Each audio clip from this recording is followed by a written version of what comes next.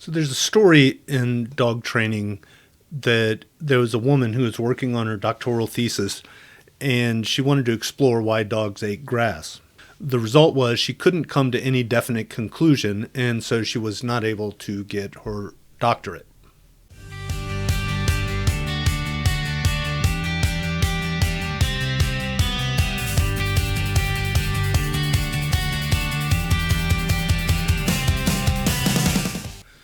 Welcome to this episode of Dog Leads. I'm Steve Bishop, certified dog trainer, and I wanted to talk a little bit more about some myths, just something to be a little light and fun.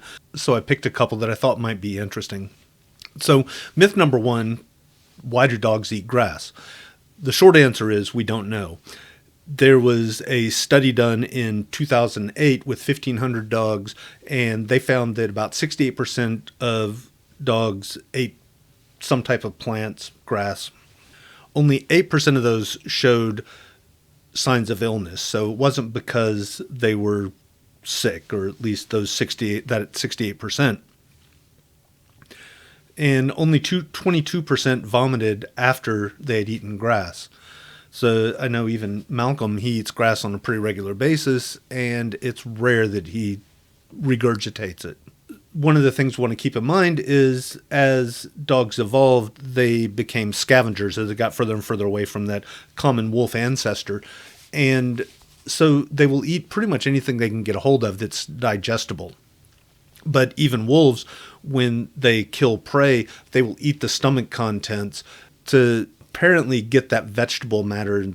So there was a 2007 study that they found most dogs, let's see, I don't have an actual percentage, but most dogs would eat grass in the morning. So there was this theory that it was to satiate their hunger.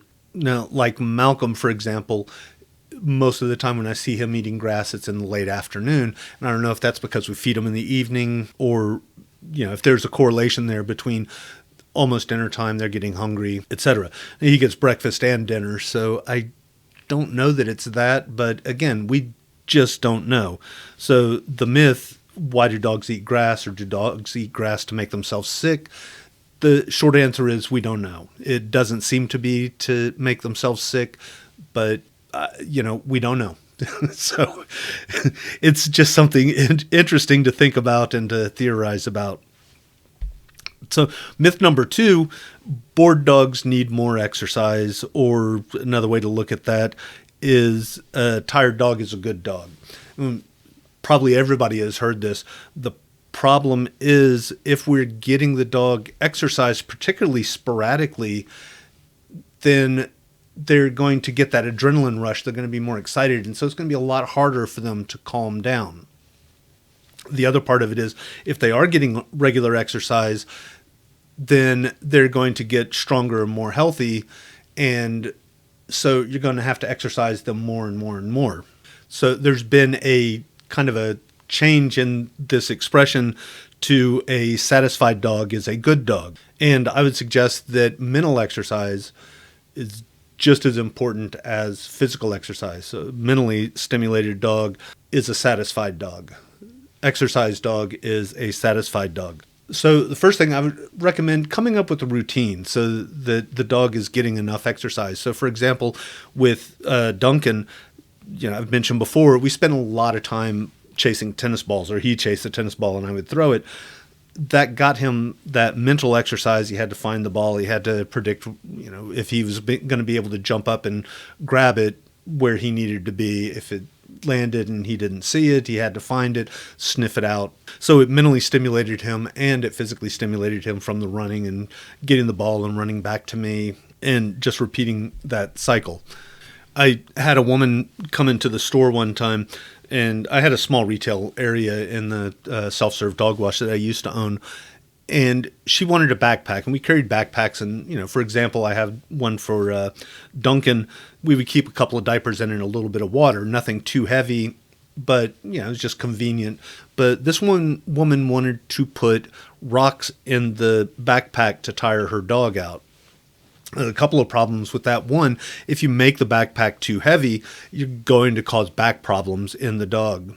And the other part of it is, like I was saying, if the dog's getting more exercise and they're building up that muscle mass, they're going to need more and more exercise to tire them out, if that's your objective. And of course, as they get stronger, potentially this person would want to put more rocks in it. And again, we go back to that damaging the back. So fortunately, I don't know if it was her boyfriend, husband, friend, whomever, but the guy that was with this woman, between him and me, we were able to convince her not to get the backpack. So I didn't have a problem with people having the backpacks, but what she wanted it for is probably not a good sale to make. So like I said, first I would come up with a routine so that the dog's used to it and they're not going to get that adrenaline rush and they're not going to be all wound up after the exercise. And then the other thing is come up with some mental games, or some brain games would be a better term for it. So I talk about, I think it's episode 3, and I'll put a link in the description. But the Pac-Man ball, where you cut the tennis ball almost in half, and then you can stuff it with toys. So the dog has to squeeze it just right to get the treats out, or the muffin tin, putting the treats in the muffin tin and putting the tennis balls on it. Having the dog figure out how to get to those puzzle games. We got Malcolm a puzzle toy for Christmas.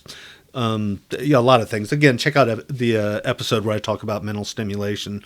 There's a lot of suggestions in there. The third thing I wanted to talk about was dogs have no sense of time. And I've kind of touched on this in a couple of episodes, but I think dogs definitely live in the now more so than we do. So like today, I've been having a really bad day. I've been thinking about the future and a lot of stuff that I have coming up and a lot of stuff that's going on. I don't think dogs dwell on that kind of stuff the same way.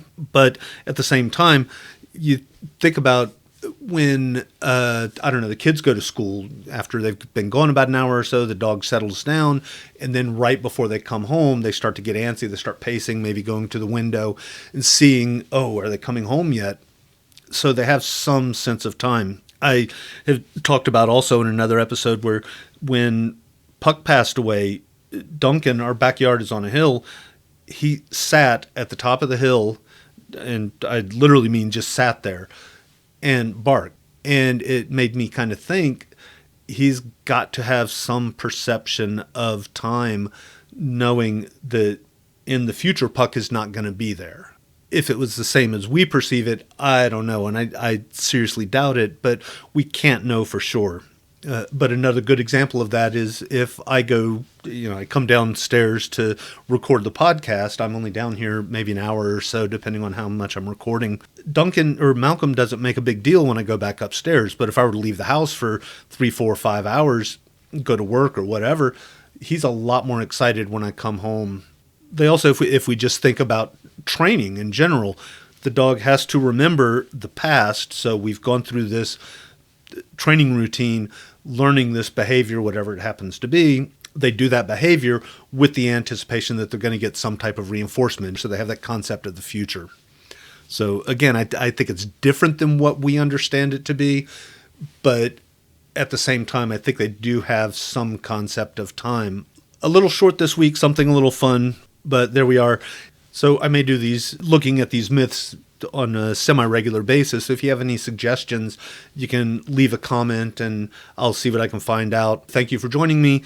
If you enjoyed this episode, please consider leaving a like and subscribing. And if you really enjoyed it, share it with people who might find it interesting. And as always, if you have any questions, if you'd like to suggest a topic, you can always get in touch with me, leaving a comment here, or you can email me at bishopsgatetraining@gmail.com. And we will see you next week.